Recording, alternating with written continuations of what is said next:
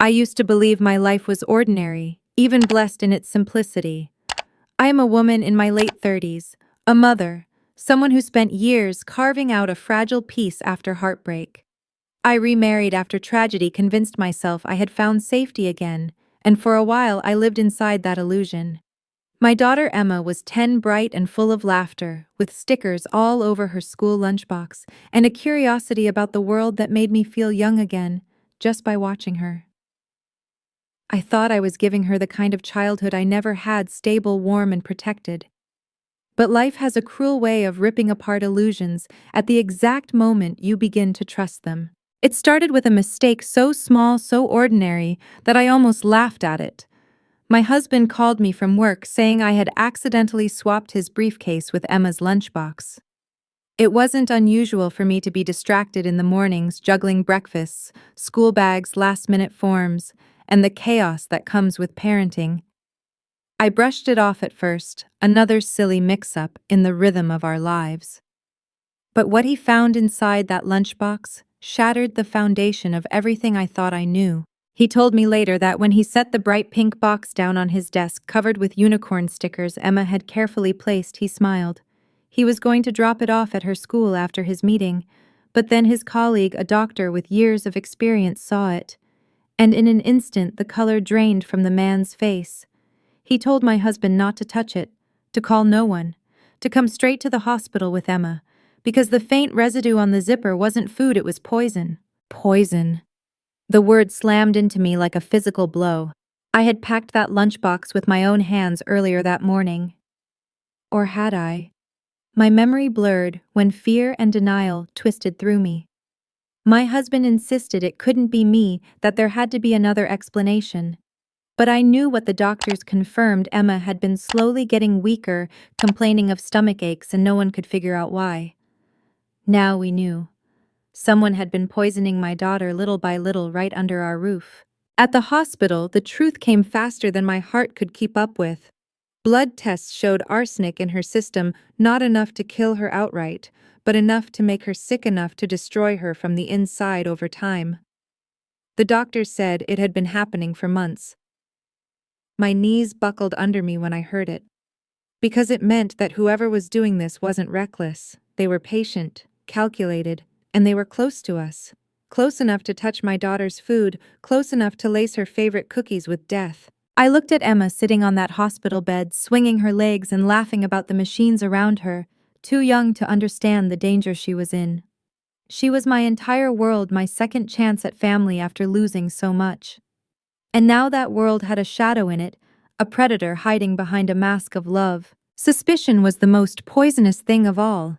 It ate at me even as the doctors tried to keep me calm. Who could have done it? Who had regular access to Emma's meals? My husband, the man I had married after losing my first love. Or could it truly be me? As unthinkable as that was, had I overlooked something, made some fatal mistake in her care? Or was it the woman I trusted to help raise her?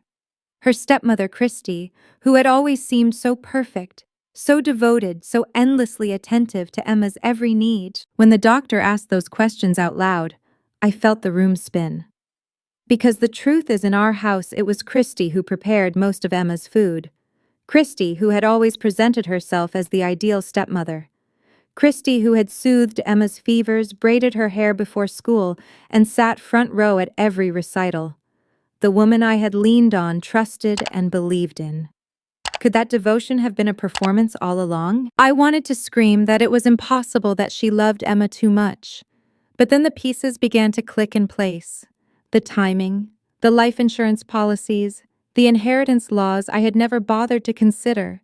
The fact that if anything happened to Emma, the estate, the house, the business, everything would fall into Christy's hands. It was unthinkable. And yet the evidence was staring us in the face, cold and undeniable. In that moment, something inside me hardened. I had spent years being gentle, forgiving, trying to see the best in people. But as I watched my daughter coloring in a hospital book, oblivious to the poison that had been dripping into her life day by day, I felt the mother inside me transform into something sharper, colder, more dangerous. Love had always been my greatest strength. Now it would become my weapon. The police came to the hospital the next morning. Their questions were careful, precise, and cruel in their simplicity. Who had access to Emma's meals? Who packed her lunch each morning? Who was home with her when she complained of feeling sick? Each answer pointed like an arrow, narrowing the circle until one name remained echoing in my mind: Christy. She sat there in the hospital room with us, her hands folded neatly in her lap, her face carved into the perfect mask of concern. She stroked Emma's hair, whispered promises that everything would be fine, and looked at me with eyes that seemed to plead for trust. For a moment, I wanted to believe her. I wanted to cling to the illusion that I had built a family where love outweighed betrayal. But as the detectives quietly swabbed the inside of the lunchbox, I noticed Christie's knuckles whiten the smallest tremor in her hand. It was fleeting, gone in an instant, but it was enough to tear away the last threads of denial. I didn't confront her then. Not in front of Emma, not in front of the officers. Instead, I let the silence stretch, wrapping myself in it like armor. I needed proof, not suspicion. Proof that could hold in court. Proof that couldn't be twisted or buried under Christie's practiced charm. Because women like her, cold, calculating, knew how to play the victim. And I knew if I accused her too soon, she'd slip through my fingers like smoke. That night, when Emma finally drifted to sleep, I sat in the dim glow of the hospital room and let the memories play back like a reel of film I had refused to watch before. Christy insisting on packing Emma's snacks, Christy offering to take care of dinner whenever I was tired, Christy hovering just a little too closely whenever paperwork or insurance policies came in the mail. Each scene sharpened into focus, the pieces forming a picture I could no longer look away from. When the toxicology report came back, it was both a relief and a dagger to the heart. Arsenic, the kind found in certain cleaning agents. The residue on the lunchbox matched what was found under our sink at home. And on the container itself, faint but undeniable, were fingerprints. Christie's. I thought the room would collapse around me when the detective showed me the photographs. My first instinct was to run to Emma, to hold her so tightly she would never slip through my arms again. My second instinct was darker. I wanted Christy to feel every ounce of the terror she had planted in my daughter's body. I wanted her to know what it was like to see her own world fracture. But revenge has a way of burning everyone it touches, and I couldn't let Emma see me consumed by that fire. So I chose patience, though. Every hour felt like an eternity. I let the detectives build their case quietly. I watched Christy continue her performance, feeding Emma soup at the hospital, smiling softly whenever doctors walked in. And every time she touched my daughter, I felt my nails dig into my palms until little crescents of pain kept me from screaming. The night of her arrest, I was there. The police asked me if I wanted to wait outside to let them handle it cleanly, but I refused. I needed to see the moment her mask shattered. They came into the house quietly, 2 officers at the door, while another moved behind her in the kitchen. Christy was pouring herself a glass of wine, humming softly, as if she hadn't spent months trying to kill the child she pretended to love. When they said her name, she turned, surprise flickering across her features, before she quickly composed herself. "This must be some mistake," she said smoothly, setting the glass down. But when they showed her the evidence, the prints, the toxicology, the residue, her face hardened. Not fear, not shame, just fury at being caught. And when they placed the cuffs around her wrists, she turned to me. Not to plead, not to explain, but to spit words meant to pierce. "She was never supposed to be yours." The room tilted. My vision blurred. Because in that moment I realized this betrayal ran deeper than poison. It was rooted in envy and secrets I had yet to uncover. Christy's hatred of Emma wasn't just about money, it was about blood, belonging, and a truth buried in the dark corners of our family. I stood frozen, Emma's face flashing in my mind, the innocence she still carried, even as her body fought the poison Christy had fed her. My heart beat in my ears, drowning out the sound of the officers reading rights.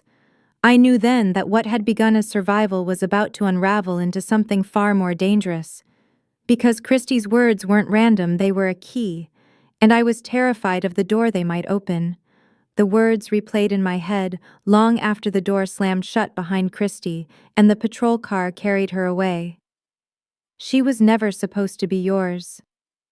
They weren't the words of someone desperate or someone begging for forgiveness. They were calculated, laced with venom, as if she wanted me to unravel, and unravel I did. That night, I barely slept. I sat in Emma's hospital room, the monitors softly beeping beside her, my hands trembling around a cup of coffee gone cold. What did Christy mean Emma was mine? I had carried her, birthed her, raised her through sleepless nights and endless fevers. She had my eyes, my laugh, my stubbornness. But Christy's taunt gnawed at me like acid in my veins. I wanted to dismiss it as nothing more than cruelty, one last attempt to leave scars. But the look in her eyes, sharp, knowing, deliberate, made me feel as if a trapdoor had opened beneath me. The detectives tried to assure me the case was strong. Christie's fingerprints on the container, the toxicology reports, the financial documents showing her sudden interest in Emma's trust fund.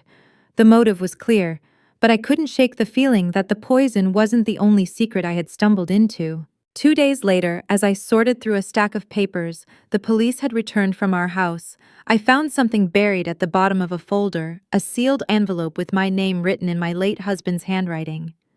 My hands shook as I tore it open. Inside was a letter yellowed and worn as if it had been hidden away for years. It was from before he died, written when Emma was only a baby. His words spilled across the page with a heaviness I hadn't felt in years. He confessed that there had been a time, brief, fleeting, when he had doubted Emma's paternity. He had never told me, never wanted to burden me, but someone else knew Christy. She had discovered it during those years when she hovered around our family, always too close, always too involved. He insisted the doubt was baseless, that Emma was mine in every way that mattered, but the knowledge had lingered like a shadow. My breath caught in my throat. The letter didn't prove anything, but it explained the cruelty in Christie's words, the twisted root of her hatred. She didn't just want money, she wanted to claim Emma, to rip her away from me, to rewrite the story of who belonged to whom. I folded the letter and pressed it to my chest, tears burning in my eyes. Rage and grief tangled together until I could hardly breathe. All those nights I had trusted Christy, let her braid Emma's hair, let her tuck her into bed. Had she been whispering to herself that Emma was hers all along? When I looked at Emma resting peacefully, I felt something ignite in me. Not just the need for justice, but the need to shield her from the ghosts of the past. She didn't need to know about doubts scribbled in an old letter. She didn't need to know about Christie's poison dripping through both food and words. What she needed was a mother who would not flinch, not falter, not let anyone rewrite her story. The trial was set quickly.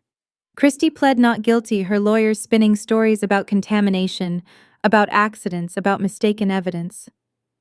But I saw through her mask now. I sat in that courtroom and locked eyes with her, and in those eyes I saw the truth, envy, obsession, and a hunger to destroy me by taking the one thing I cherished most. Every time Emma's name was spoken aloud in that sterile room, my heart clenched. She was too young to testify, too young to shoulder the weight of betrayal, so I carried it for her. I told the court about the hospital nights, the faint traces of poison, the trembling of Christie's hand when the lunchbox was revealed. My voice broke, but I didn't stop. The jury listened. The prosecutors laid out the evidence piece by piece until even her polished lawyers couldn't hold the story together. And yet, in those final moments, Christy turned to me again. With a smile that made my skin crawl, she whispered across the silence of the courtroom, "Blood will always tell the truth." The words hit me like another dose of poison, silent, invisible, but powerful enough to leave me shaking. I remember clutching the edge of the wooden bench so tightly that my nails left faint crescents in the varnish. Her whisper echoed louder than the prosecutor's closing argument, louder than the judge's instructions to the jury. "Blood will always tell the truth." It was a taunt meant for me alone, like a blade slipped under the ribs where no one else could see. That night, after the courtroom emptied, I sat by Emma's hospital bed again. The fluorescent lights buzzed above us, casting her small face in harsh shadows. She stirred in her sleep, murmuring something about a school project, as if the world she lived in hadn't collapsed. I brushed her hair back my chest, aching at the thought that innocence could still bloom inside her despite everything. And yet Christie's words haunted me. The next day, I did what I swore I wouldn't. I ordered a DNA test. The letter from my late husband burned in my pocket, Christie's venom in my ears. I told myself it was for closure, that I needed to silence her once and for all. But part of me feared what silence might reveal. The results arrived a week later. My hands shook so violently I almost dropped the envelope. When I tore it open and scanned the lines, the world tilted. My breath caught. Emma was mine, entirely, wholly, without doubt. My husband's fleeting suspicion had been unfounded. Christie's poison, nothing more than envy wrapped in lies. Relief surged through me, hot and overwhelming, but it was tangled with rage. She had known, she must have known. And still she had planted her cruelty like seeds, hoping they would grow inside me until I destroyed myself. When I walked back into the courtroom with the papers tucked into my bag, I carried a different kind of strength. Not just the strength of a mother defending her child, but of a woman who knew her truth was unshakable. The jury returned their verdict that afternoon, guilty on every count: attempted murder, child endangerment, fraud tied to the insurance policies she had quietly adjusted behind my back. Christie's face didn't crumble, didn't weep. She sat as if carved from stone, only her eyes flicking toward me with that same twisted smile.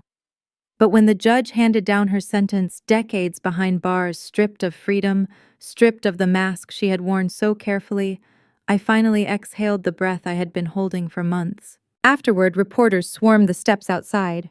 They shouted questions. How could you have trusted her? Did you see the signs?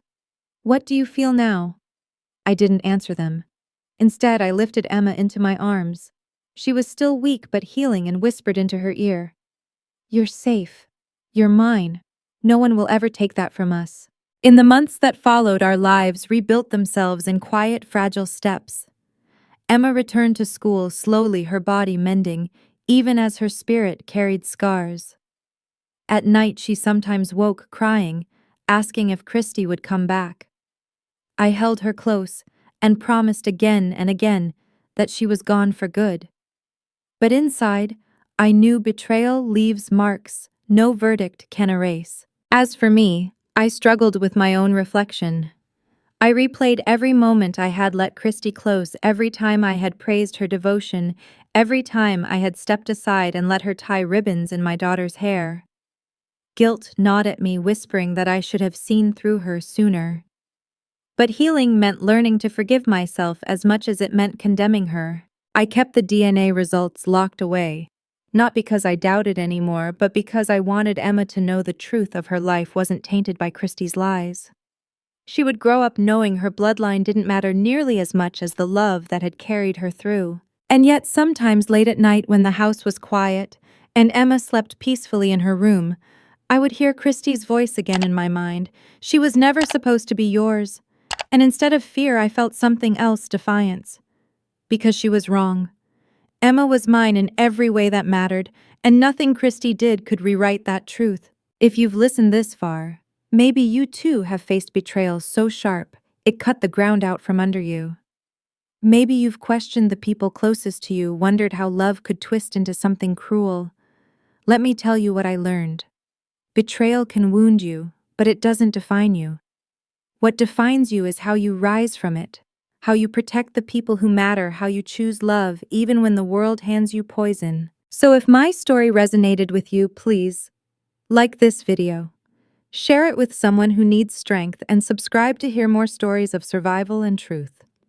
And tell me in the comments, have you ever faced betrayal that nearly broke you, but instead became the fire that made you stronger? Your story matters. Your truth matters. And someone out there needs to hear it.